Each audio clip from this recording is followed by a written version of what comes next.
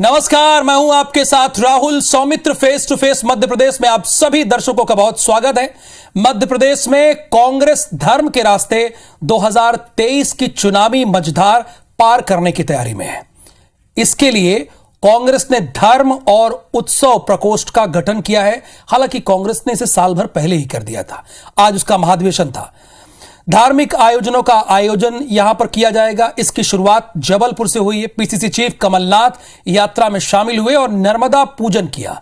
नदीश्वर शिवलिंग का भूमि पूजन किया। कांग्रेस की इस नई रणनीति पर आज हम डिबेट करेंगे और इसीलिए हमें यह नामकरण करना पड़ा अपनी डिबेट का कि कांग्रेस का चुनावी रथ, कमलनाथ का धर्म पथ।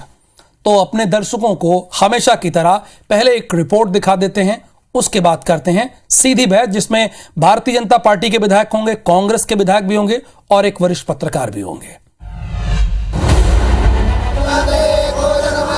मध्य प्रदेश में कांग्रेस का चुनावी रथ धर्म पथ पर आगे बढ़ रहा है। पीसीसी चीफ कमलनाथ ने जबलपुर में कांग्रेस के धर्म और उत्सव प्रकोष्ठ के महाअधिवेशन के जरिए धर्म यात्रा की शुरुआत की। हेलीकॉप्टर से उतरते ही कमलनाथ सीधे कलश यात्रा में शामिल हुए। शिवलिंग निर्माण का भूमि पूजन किया और फिर मां नर्मदा का आशीर्वाद लिया। इसके बाद कमलनाथ ने बीजेपी को निशाने पर लेते हुए कहा कि बीजेपी ने धर्म का ठेका नहीं ले रखा है। बीजेपी ने कोई ठेका नहीं लिया धर्म का। हमारी धार्मिक भावनाएं हैं, पर हम अपनी धार्मिक भावनाएं मंच पर नहीं लाते, उसको राजनीतिक मुद्दा नहीं बनाते। बीजेपी धर्म के आधार पर राजनीति करना चाहते हैं। चुनावी साल में कांग्रेस के धार्मिक आयोजनों पर मध्य प्रदेश गौ संवर्धन बोर्ड के उपाध्यक्ष स्वामी अखिलेश्वरानंद गिरी और बीजेपी नेताओं ने तंज कसा है। उन्होंने कहा है कि चुनाव जीतने के लिए कमलनाथ ने धार्मिक राग छेड़ा है। बीजेपी के आरोपों पर कांग्रेस नेताओं ने पूछा कि हमारे धार्मिक कार्यक्रमों से उन्हें दर्द क्यों हो रहा है।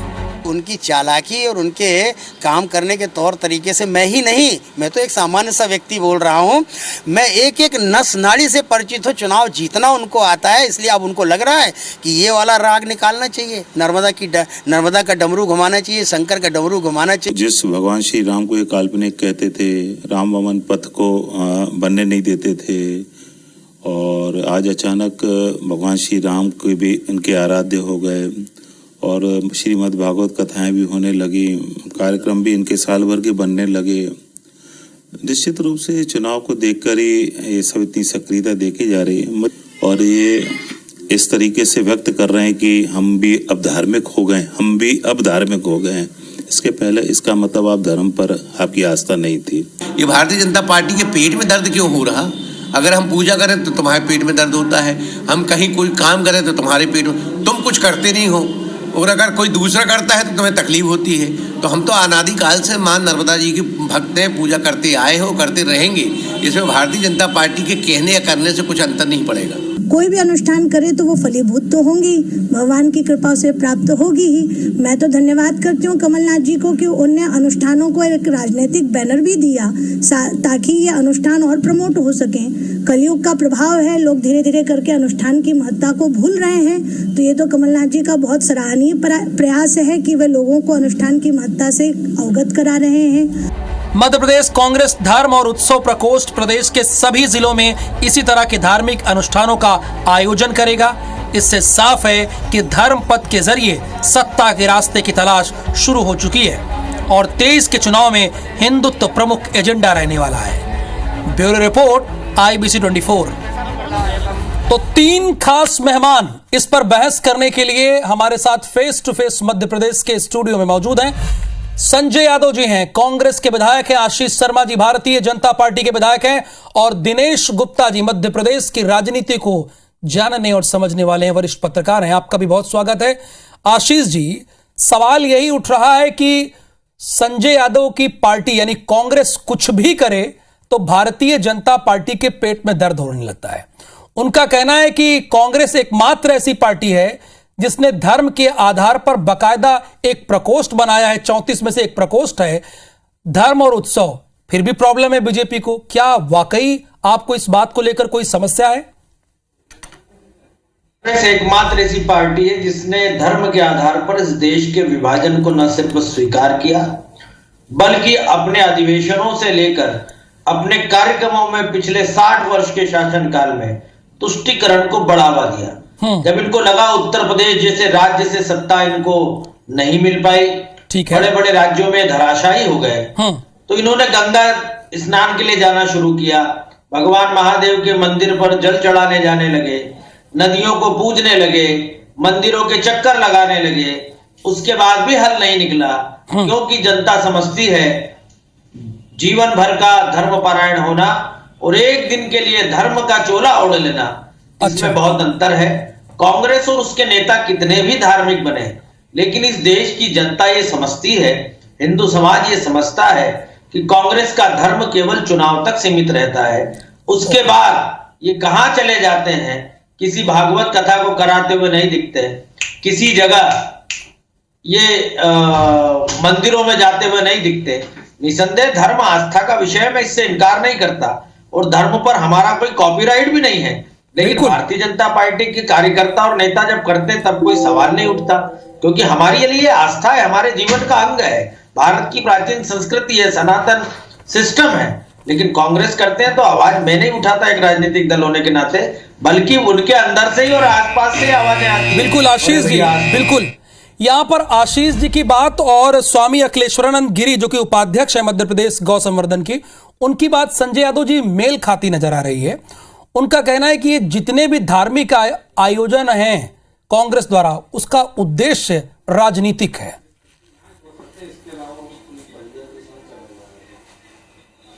देखिए, मैं आपसे बता दूं, मेरे अखिलेश्वरानंद जी मेरे पड़ोसी भी है। अच्छा। इनको बहुत अच्छी तरह से जानता हूं, बेचारे 20 साल हो गए आज टिकट मांगते मांगते इनको टिकट नहीं मिली।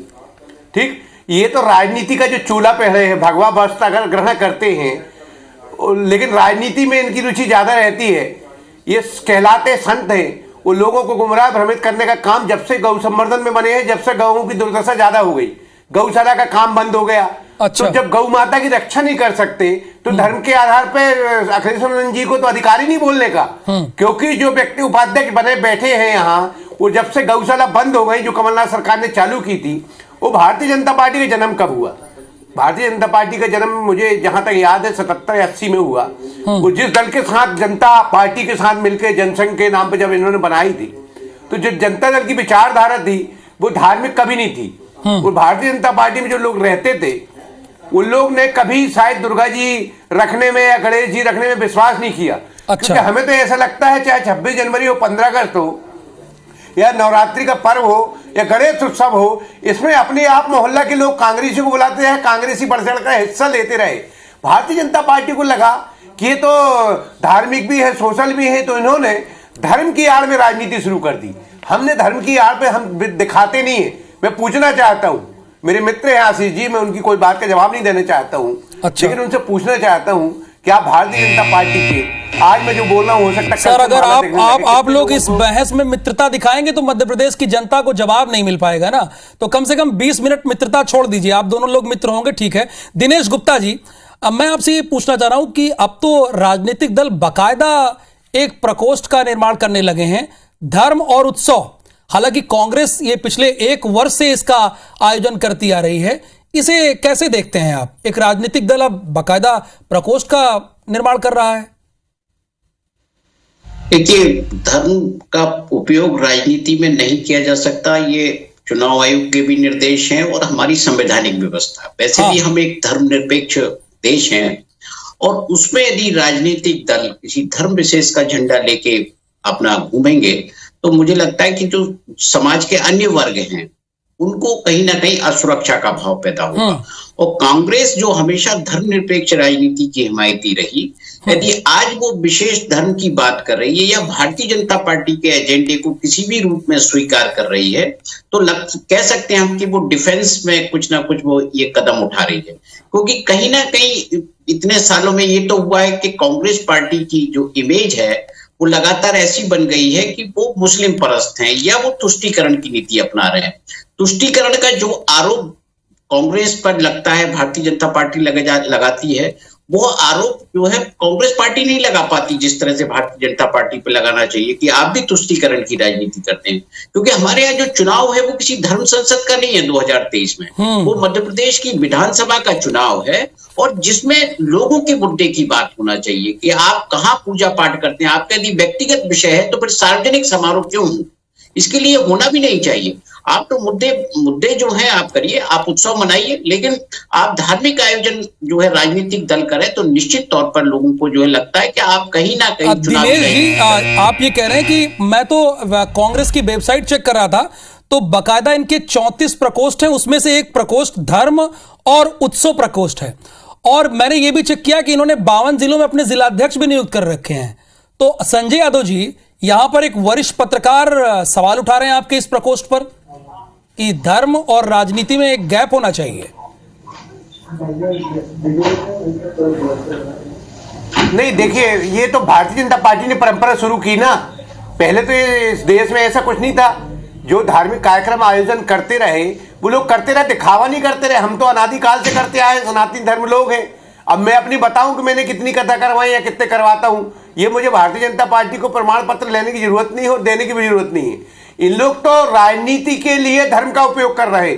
भारतीय जनता पार्टी आशीष जी, आप पर तो फायर हो गए, पहले मित्र कहा और फायर हो गए दिखावा कि आप धर्म का इस्तेमाल राजनीति के लिए करते हैं। नहीं, निश्चित रूप से भारतीय जनता पार्टी तो मुंह में राम बगल में छुरी वाली कहानी करती है, क्योंकि इनकी तो कोई आस्था वास्ता नहीं है धर्म से। ये तो सब झूठे लोग हैं, दिखावा ज्यादा करते हैं, तो बतलाते ज्यादा है।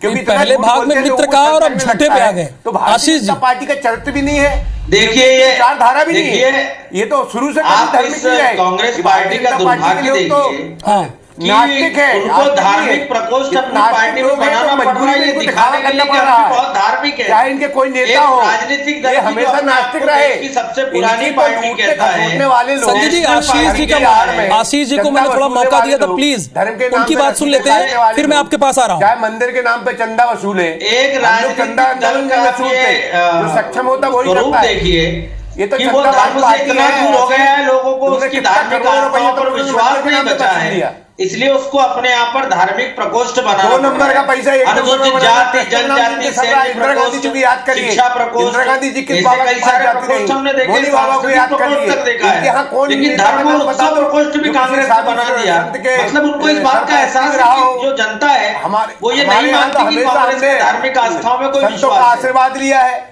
और रही बात हमारी भारतीय जनता पार्टी की, ये तो हम तो कमर्शियल हो गए, कमर्शियल लोग देश की सांस्कृतिक और धार्मिक विरासत को बचाने के लिए, सहेजने के लिए, गौरव दिलाने के लिए राजनीति में लाना चाहिए। अच्छा, एक चीज बात आ रही है, प्लीज, क्योंकि आप दोनों माननीय विधायक हैं, आप तो ब्राह्मण हैं, आप तो विधानसभा में भी धारा प्रवाह बोलते हैं, लेकिन प्लीज जनता को सुनने और समझने दीजिए कि आप लोग का क्या स्टैंड है।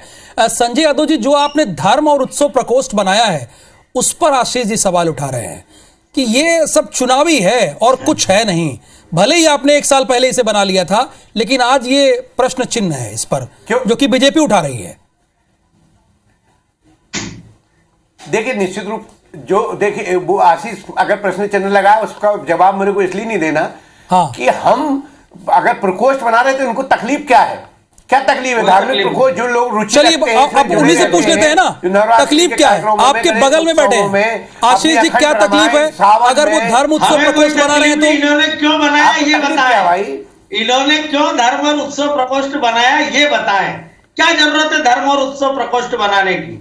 निर्वाचन आयोग की गाइडलाइन के अनुसार अगर कोई राजनीतिक दल अपने कोई जरूरत बनाता है तो ये जरूरत है, क्योंकि आप लोग मान्यता देने का सवाल उठता है। धर्म के नाम पर अध्यक्ष भी नियुक्त कर दिए। हमने कहा कि जो हमारा प्रकोष्ठ है वो राजनीति नहीं करेगा, इस आयोजन में भागीदारी करेगा, वो राजनीतिक मंच नहीं है, हमारा एक प्रकोष्ठ। संजय जी, वहीं पर बात आ गई फिर से, क्योंकि इसका जवाब मुझे जनता को देना पड़ेगा।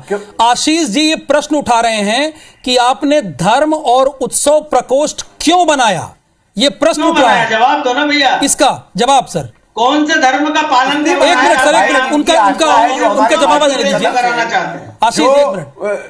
रोज कोई ना कोई कार्यक्रम करवाते हैं, वो करवाते रहे, क्या दिक्कत? उसमें उसका प्रकोष्ठ बनाने का मतलब यही है कि जो लोग इसमें आस्था वो जुड़े रहते हैं, कार्यक्रम करते रहते हैं, अभी इंडिविजुअल नाम से करते रहे, अगर वो कोई फलाना व्यक्ति धार्मिक प्रकोष्ठ के नाम से अगर कार्यक्रम करता है तो इनके पेट में दर्द क्यों होता है? वो बनाने से क्या दिक्कत है इनको क्या तकलीफ हो रही?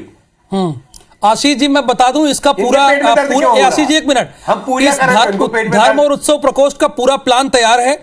ये शिवरात्रि में भी प्रोग्राम करेंगे, उसके बाद चैत्र नवरात्रि में दुर्गा सप्तशती का करेंगे। आज महाधिवेशन की शुरुआत हो गई है और उन्होंने कहा कि हमने बनाया है, आपके पेट में दर्द क्यों है? ये बड़ा सीधा सवाल उनका था। ठीक है एक मिनट आशीष जी की बात आ जानी थी। आशीष जी बिल्कुल भी दर्द नहीं है। हाँ, अगर कांग्रेस में इस तरह के कार्यक्रम को हो रहे हैं, प्रकोष्ठ बना रहे हैं, हमको जरा सी तकलीफ नहीं है। कांग्रेस का धर्म प्रेम सीजनल है, कांग्रेस का धार्मिक मान्यताओं का दिखाना आपत्ति के लिए चुनाव का अवसर आते ही प्रकट होता है। कांग्रेस के नेताओं का धर्म से कोई सरोकार नहीं, आप व्यक्तिगत रूप से धार्मिक हो, लेकिन कांग्रेस पार्टी की विचारधारा में चलिए अब दोनों लोग आपस में बहुत बहस कर रहे हैं। मैं दिनेश गुप्ता जी के पास चलता हूं। दिनेश जी देखिए, बता दिया वजह संजय यादव जी ने कि उन्होंने धर्म और उत्सव प्रकोष्ठ क्यों बनाया, और यही नहीं उन्होंने तो 52 जिलों में जिला अध्यक्ष भी अपने नियुक्त कर दिए हैं। देखिए राहुल जी, इन्होंने बना दिया, ये कोई भी एक जो है एक्टिविटीज करें, कांग्रेस पार्टी ने अल्टीमेटली ये तो स्वीकार कर लिया कि हम इसके बिना अब सरवाइव नहीं हो सकते कर सकते। तो आप देखिए कि जो स्थितियां हैं, क्या कांग्रेस पार्टी जो लोगों के मन में धारणा बनी हुई है वो इससे दूर हो सकती है क्या? आपने एक कार्यक्रम किया या आपने जो है प्रकोष्ठ बना दिया, लोगों को अध्यक्ष बना दिया, उससे जो धारणा बन गई है इतने सालों में, आजादी के बाद से जो जिस तरह से कांग्रेस पर आरोप लगते हैं, वो आरोप कांग्रेस इनका जवाब आज क्यों नहीं दे पा रही? पहले तो दे देती थी। आप देखिए ना कि 2014 से पहले तो कांग्रेस पार्टी कई सालों राज किया और उसने इन्हीं सारे मुद्दों को झेला, इन्हीं सारे आरोपों को झेला, और उसने भारतीय जनता पार्टी को कभी भी जो है उनके मुद्दों को हावी नहीं। तो एक वरिष्ठ पत्रकार का मानना यह है कि जो इमेज थी कांग्रेस की, वो अपनी इमेज बदलने की कोशिश कर रही है। जैसा कि जानते हैं, फेस टू फेस मध्य प्रदेश का एक नियम है कि हम निष्कर्ष भी बहस का जानने की कोशिश करते हैं और इसमें सभी को 20-20 सेकंड देते हैं। तो शुरुआत संजय यादव जी मैं आपसे करता हूं।